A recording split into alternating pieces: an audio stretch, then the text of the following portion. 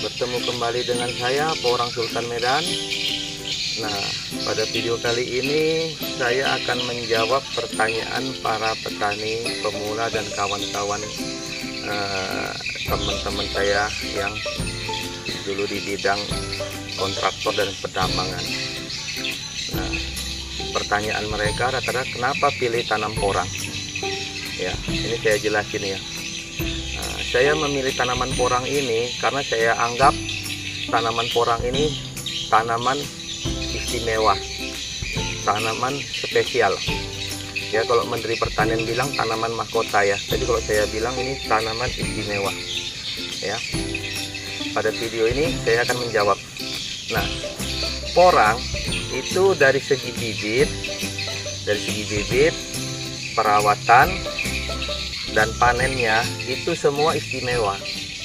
Nah, dari segi bibit porang itu kita cukup sekali beli. Memang untuk awal beli kategori bibit porang mahal, tapi mahal itu akan terpatahkan jika kita tanam terus menerus ya sahabat porang.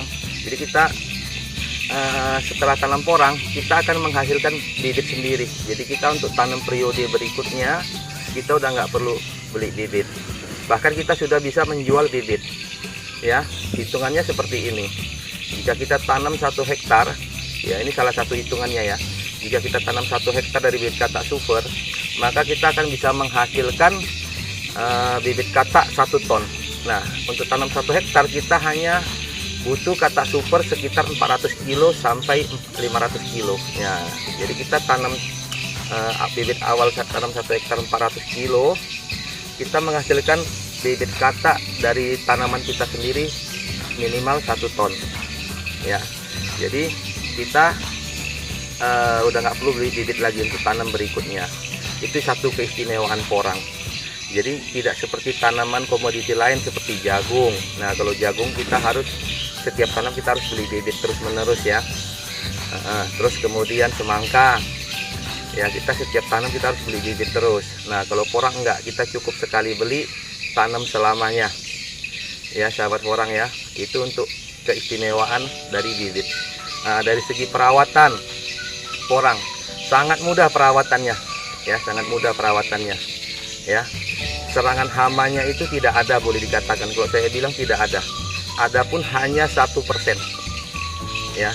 Contoh monyet, babi, tikus, landak itu tidak mau mengganggu tanaman porang ya. Mungkin kalau babi tanamannya di pinggir-pinggir hutan ya, hutan belantara, nah, mungkin dikorek-korek lah dia untuk mencari cacing. Tapi untuk makan umbi porang itu nggak mau.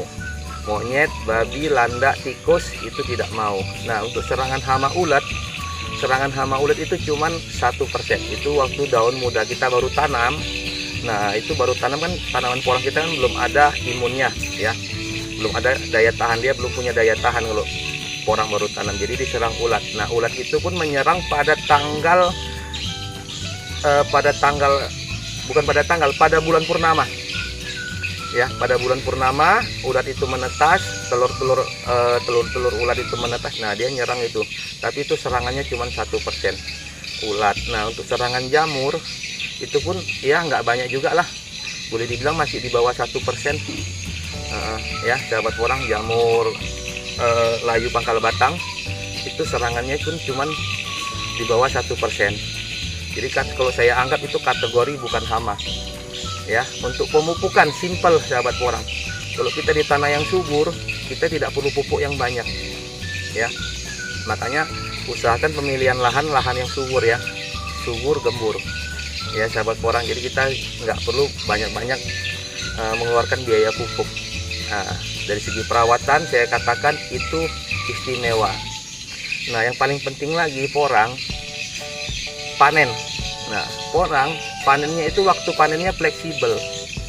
Waktu panen porang itu fleksibel ya. Jadi porang dorman itu sekitar 7 bulan, 6 bulan, 7 bulan dia akan dorman.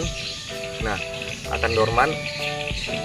Jika kita nggak mau panen untuk musim harga, contohnya harga agak lesu ya, agak murah ya, kita boleh panen di tahun musim berikutnya ya. Jadi kita panen porang itu fleksibel. Minggu ini mau kita panen boleh, bulan depan mau kita panen boleh, atau musim depan kita tumbuhkan lagi untuk berkembang supaya musim berikutnya, yaitu untuk panen porang. Nah, setelah dipanen itu porang nggak akan busuk. Ya, kita share aja di lapangan tuh porang nggak akan busuk. Jadi porang itu tidak seperti komoditi lain. Ya, kalau seperti ubi kayu kita panen 10 hari nggak diambil oleh agen, maka ubi kayu itu dalamnya akan hitam-hitam. Tapi kalau porang tidak, porang masih aman. Ya, semangka kalau terlambat panen dia akan masir atau busuk. Tapi kalau porang tidak. Nah, cabai pun demikian, terlambat panen dia akan kering. Nah, jadi itu kategori istimewa untuk masa panennya. Jadi porang bisa dipanen fleksibel ya. Kapan aja, setelah dorman kapan aja mau kita panen bisa. Jadi makanya itu kenapa saya pilih komoditi porang untuk budidaya. Demikian, semoga video ini bermanfaat. Jangan lupa subscribe, like, comment, and share. Terima kasih.